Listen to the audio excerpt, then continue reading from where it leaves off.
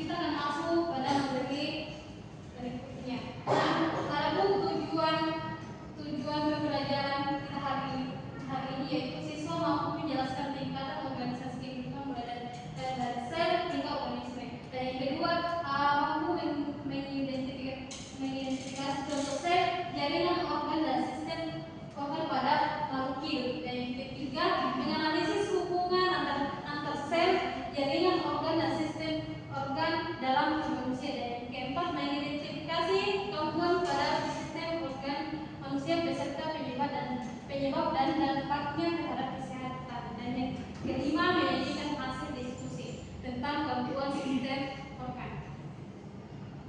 Nah, pada materi hari ini kita akan menjelaskan yaitu tingkatan organisasi kehidupan dimulai dari molekul, sel, jaringan, organ, sistem organ, dan organisme. Nah, ada yang tahu apa itu molekul? Silakan Nak Reski. Molekul adalah gabungan dari beberapa atom yang membentuk senyawa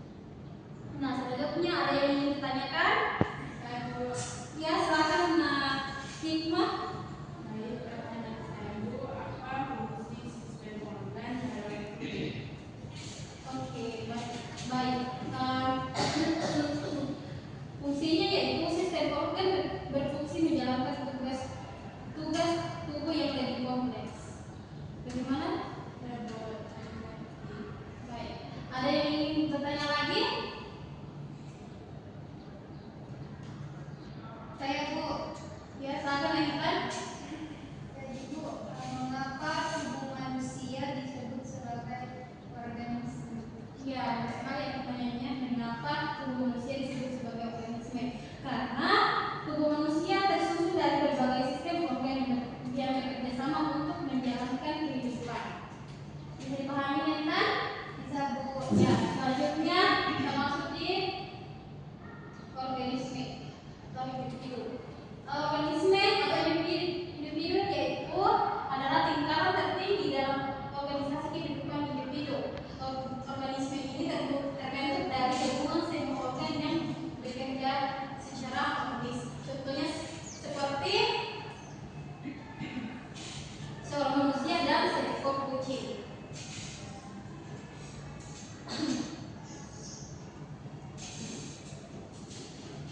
Nah, penyebabnya yaitu pada sistem pernapasan, gangguannya itu seperti asma, penyebabnya karena alergi, debu, kemudian asap rokok. Dampaknya yaitu sesak napas dan sulit bernapas. Dan kemudian ada solusi atau pencegahannya yaitu menghindari pemicu alergi, memakai masker dan tidak merokok. Nah, ada pun sistem pencernaan yaitu diare, kemudian sistem peredaran darah, gangguannya itu anemia, dan sistem saraf itu stroke. Bisa dipahami ya? Nah, ada yang ingin ditanyakan? Apa lagi perbedaan antara sel dan jaringan? Ya, bagus sekali pertanyaannya, yaitu apa perbedaan sel dan jaringan ya? Sel adalah unit terkecil kehidupan, sedangkan jaringan adalah kumpulan sel yang memiliki fungsi yang sama. Bagaimana narasi? Gitu. Nah, sekarang Ibu yang ingin bertanya.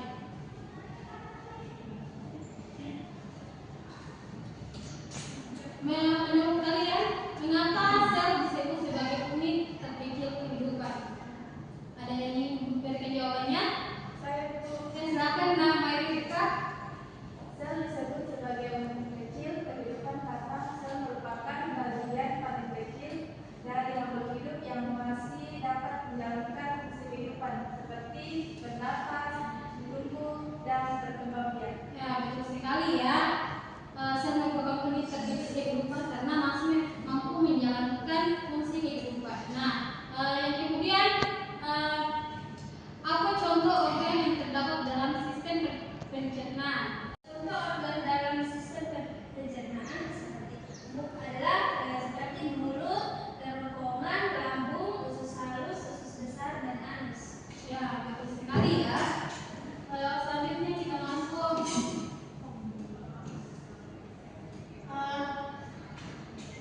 kitab selanjutnya. Nah, silahkan anak-anak perhatikan pada gambar tersebut. Lalu kalian coba identifikasi bagian-bagiannya yang menunjukkan sel,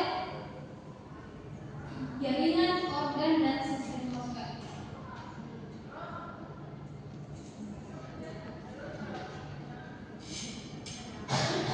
Baik, jika sudah diperhatikan ya pada gambar tersebut, nah selanjutnya Ibu akan membentuk dalam 3 kelompok.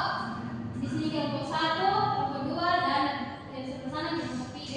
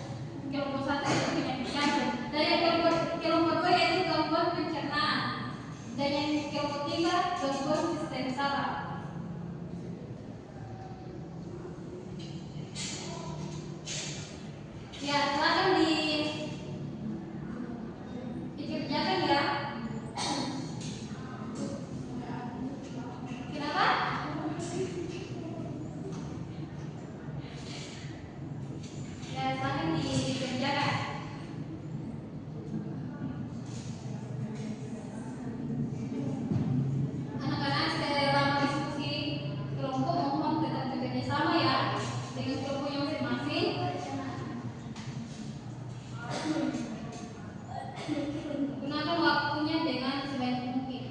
Setiap anggota kelompok harus ikut berpartisipasi. Jika ada yang belum jelas, silakan angkat tangan dan ibu membantu. Jika ada yang belum jelas ya.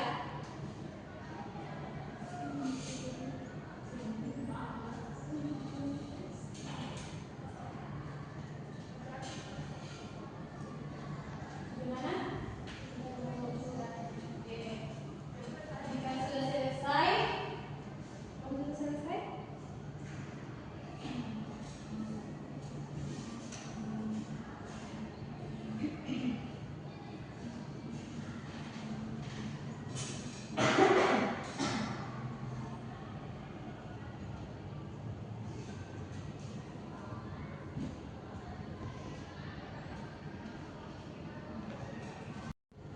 Ada yang sudah selesai? Ya, coba kelompok kedua mau dipresentasikan. Pertama itu sistem organ yang sering terganggu seperti lambung, usus halus dan usus besar, kerongkongan, hati, pankreas dan empedu. Penyebab gangguannya yaitu pelemakan tidak teratur, makan asam pedas berlebihan, kurang serat dan air putih.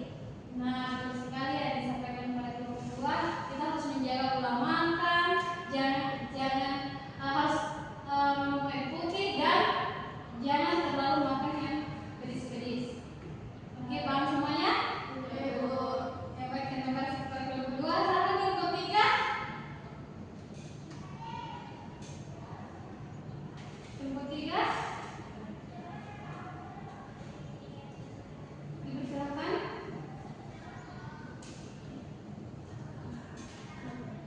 Jangan usah malu-malu ya. Baik, jadi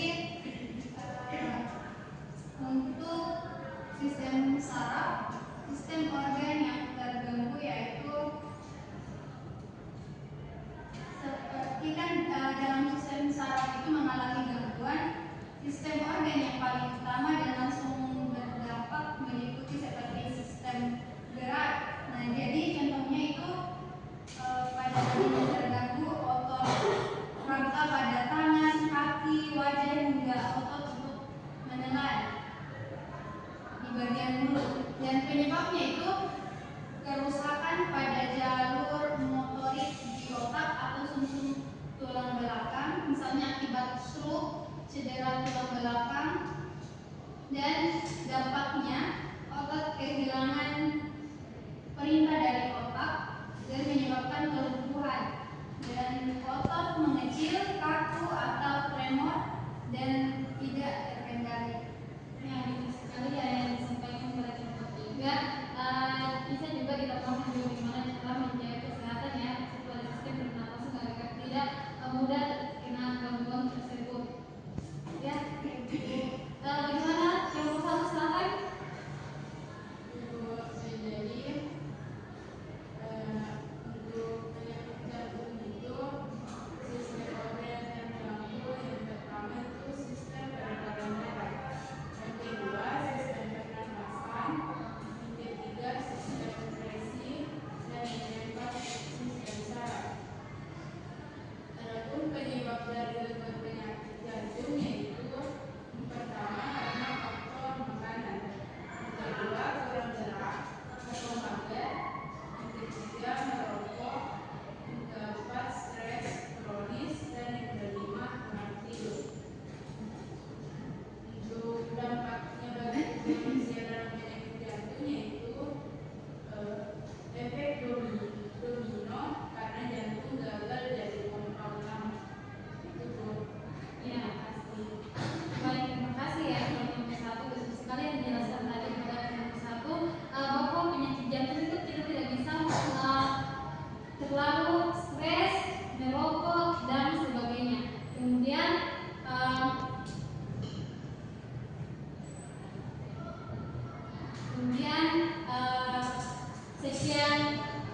sekian pertemuan kita pada hari ini. Ibu kan memberikan tugas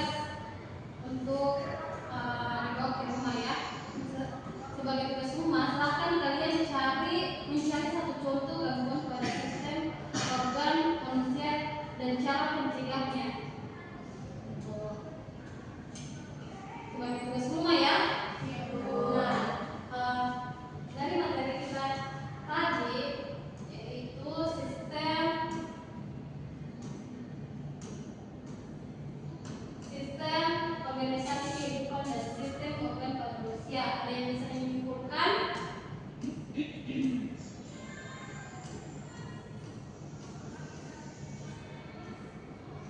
Ada yang bisa menyimpulkan?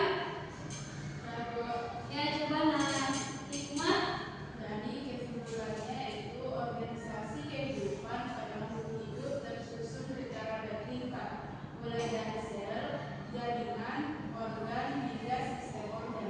Sel merupakan unit terkecil kehidupan yang memiliki fungsi tertentu. Sekumpulan sel yang memiliki bentuk dan fungsi yang sama akan membentuk jaringan. Nah, baik, terima kasih untuk Nah Hikmat. Boleh dari atas dulu. Boleh Hikmat. Nah, sekian dari pertemuan kita hari ini. Materi selanjutnya, minggu depan kita akan membahas tentang struktur dan fungsi sel. Materi pokoknya itu sel sebagai unit dasar kehidupan. Di sini kita akan membahas tentang sejarah dari sel, fungsinya lebih jelas lagi. Yang tadi kita baru bisa menjelaskan